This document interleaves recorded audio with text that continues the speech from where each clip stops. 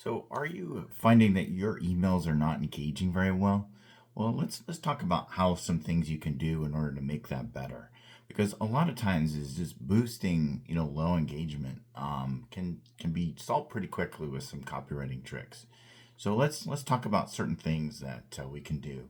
And so a lot of it comes down to copy. It's just what you're writing just may not be interesting to folks, and so we can use these tips in order to make it a lot more engaging, and so that people want to continue to read and go forward with what you're saying.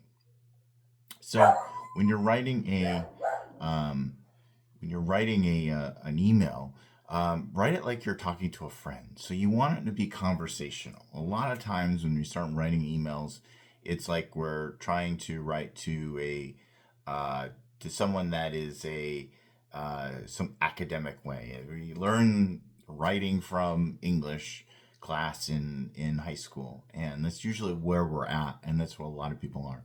It really is. You write conversationally as you're talking. I mean, a lot of people text.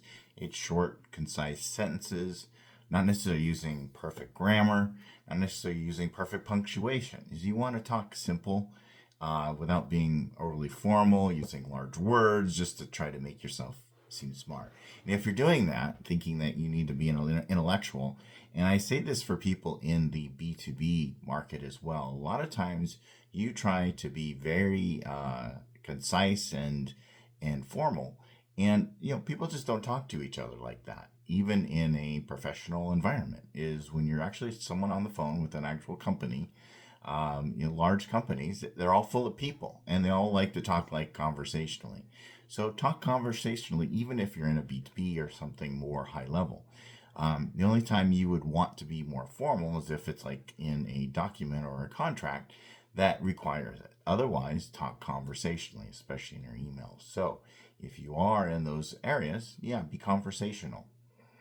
So the next thing is using short, impactful statements, and this kind of goes along with the first part. Is that you want to use something that's very short, just because it gets the whole idea across. If you try to convey these complex ideas in these run-on sentences, the next thing you're going to do is like, oh, this is too hard to read.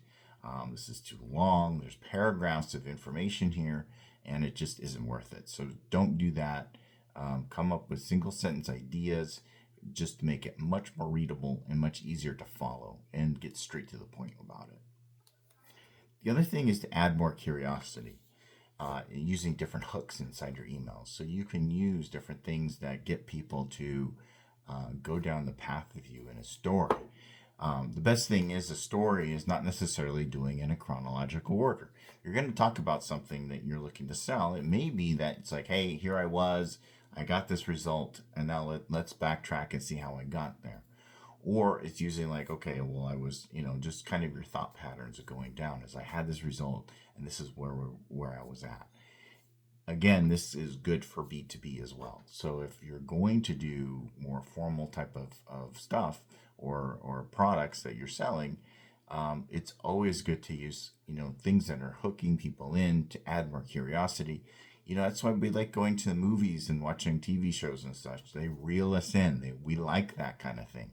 Do that in your writing as well. You really want to get people to want to learn the next thing and keep going on to the next sentence. The rule in copywriting is the previous line is to get the person to read the next line. And if you use that, think of every line as why, if I was reading this, are people going to stop or are they going to want to keep on going? And that's really what you want to do until they get to the CTA.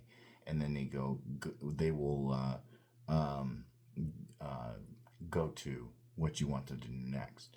And that's really what you want to be focused on. The next thing is, and I mention this a lot, but it always is worth mentioning because everybody switches back to their old ways with this.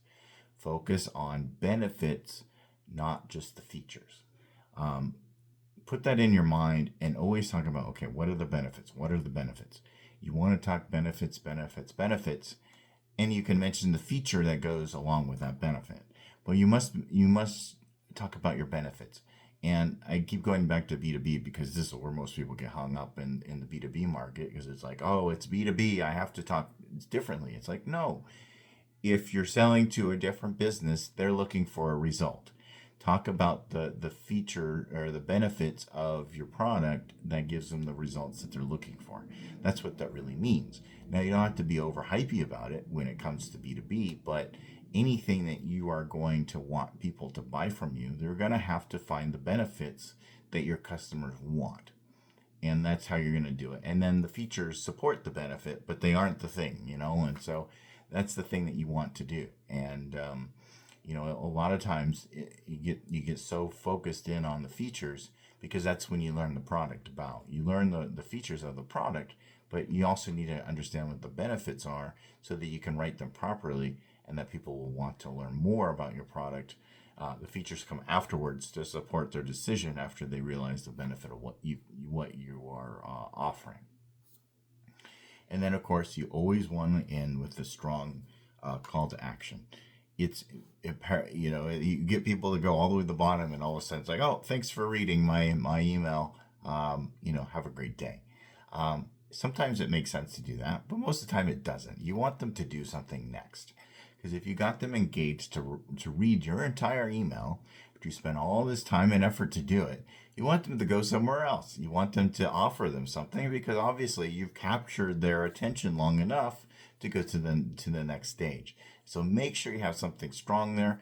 Don't just, push something out. Well, if you'd like to learn more, or if you maybe want to learn more, or I don't really want to ask you for anything more since you're here.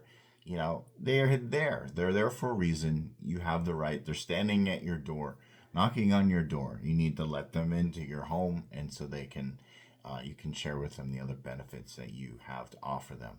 So make sure you do that. And a lot of times, what happens in really good content writers get stuck with this. You're great with content. You love writing content, and then you just give them content, and there's nothing else.